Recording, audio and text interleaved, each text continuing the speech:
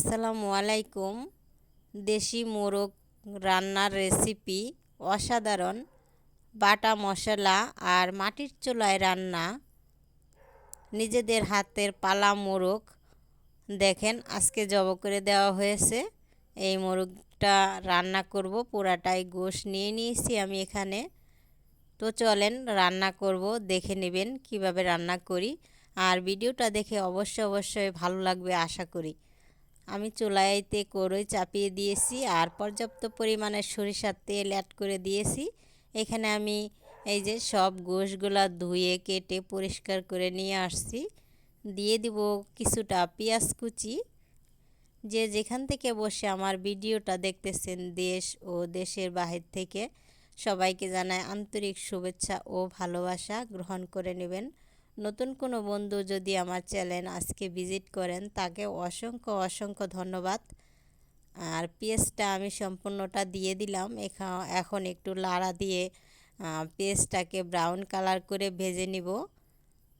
ততক্ষণ পর্যন্ত আমি ওয়েট করব যতক্ষণ ব্রাউন কালার না হয়। আর দিয়ে দিলাম বাটা মরিচ আর আদা বাটা, রসুন বাটা, এগুলো আমি বেটে নিয়েছি, সেগুলাও দিয়ে দিলাম। বন্ধুরা, নিজেদের পালা মুরগির স্বাদই আলাদা, তাও আবার মাটির চুলায় রান্না। এভাবে রান্না করলে অসাধারণ হয় খেতে। মশলাটাকে আমি একটু কষিয়ে নিলাম লাড়া দিয়ে। তারপরে দিয়ে দিব পর্যাপ্ত পরিমাণের হলুদের গুঁড়ো, গোশ অনুযায়ী হলুদের গুঁড়ো নিতে হবে। আর দিয়ে দিলাম স্বাদ মতন লবণ। যে যতটুকু লবণ খেতে পছন্দ করেন ঠিক ততটুকুই দিবেন। এবার আমি একটু লাড়া দিয়ে এটাকে মিক্স করে নেব। তারপরে দিয়ে দিব আমি সব ধরনের মশলা গুঁড়ো করে রেখেছি।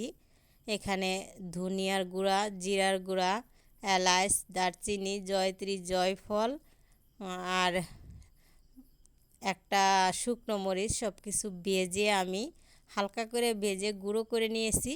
সেটাকে দিয়ে দিলাম আর অল্প পরিমাণের পানি দিয়ে দিলাম। পাটা ধুয়েছিলাম আমি, শিলপাটা ধুয়ে বেটেছিলাম। তারপরে একটু পাটায় মশলা অনেক লেগেছিল, তাই আর কি একটু পানি দিয়ে ধুয়ে নিয়েছি। সে পানিটা আমি একটু দিয়ে দিলাম।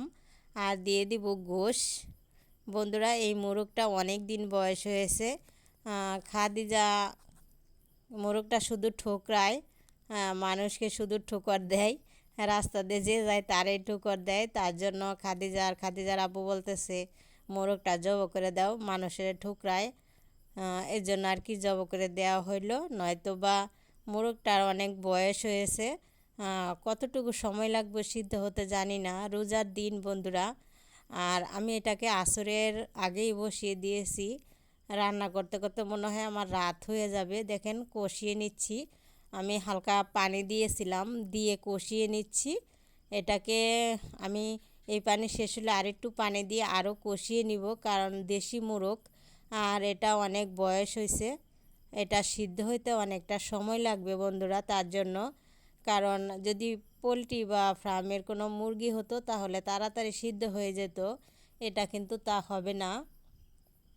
এর জন্য আমি ভালোভাবে কষিয়ে নিব, লাড়াচাড়া দিয়ে পানি দিয়ে ঢাকনা দিয়ে ঢেকে দিব যতক্ষণ না এটা সিদ্ধ হয় বন্ধুরা। তো যাই হোক, এই যে তরকারিটা প্রায় আমার হয়ে গেছে। রান্না করতে করতে বন্ধুরা আমার রাত হয়ে গেছে। এখন কি করব, আর ভিডিওটা অন্ধকারে মানে লাইট জ্বালায় রান্না করেছি, দেখাইতে পারিনি। পানি দিয়ে আমি অনেকক্ষণ সিদ্ধ করেছি।